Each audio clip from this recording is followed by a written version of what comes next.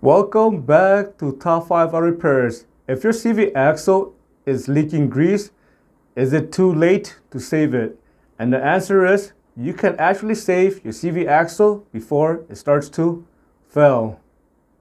If your CV axle boot at the joint area is not ripped or torn on this side and on this side, there's a good chance that dirt and rocks did not get into the CV axle joint area.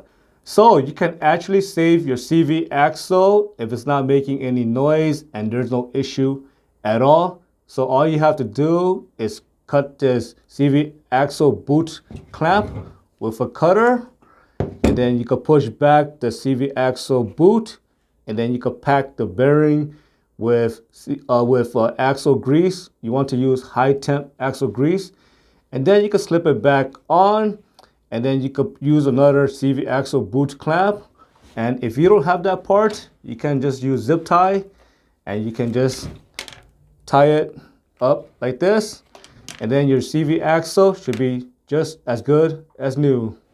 What I have here is actually a bad CV axle. As you can see, the boot is torn. A lot of dirt, water, mud, etc. got into it, and all that foreign material that got into it, it started to ruin the bearing, and it caused the CV axle to start making a clicking noise. It started making some sort of grinding / clunking noise, especially when turning left or right. And when a CV axle bearing completely fell, it is going to make noise at all times. You're going to hear noise when driving straight. You're going to hear noise at low speed. You're going to hear it at high speed. You're going to notice intense vibration. And again, you're going to hear noise when turning left and right. In addition to that, if the bearing completely fell, it can actually cause the axle to snap at the joint area, and you can't accelerate at that point. So your vehicle is not going to even move. How do you test for a bad CV axle? And the test is pretty simple. All you have to do is take it for a test drive. Turn left and turn right. If you hear any clicking noise, then you know the CV axle is going to be an issue. And if you want to confirm that you have a bad CV axle, all you have to do is keep driving, and you're going to hear that clicking noise or some sort of clunking / grinding noise.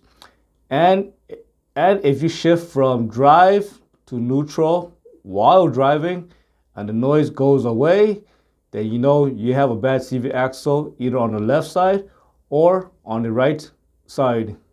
If your CV axle boot is torn, it's actually a lot of work to replace that boot. You literally have to rebuild the whole entire axle just to change that boot. It's actually cheaper just to replace the axle with a rebuilt part or brand new.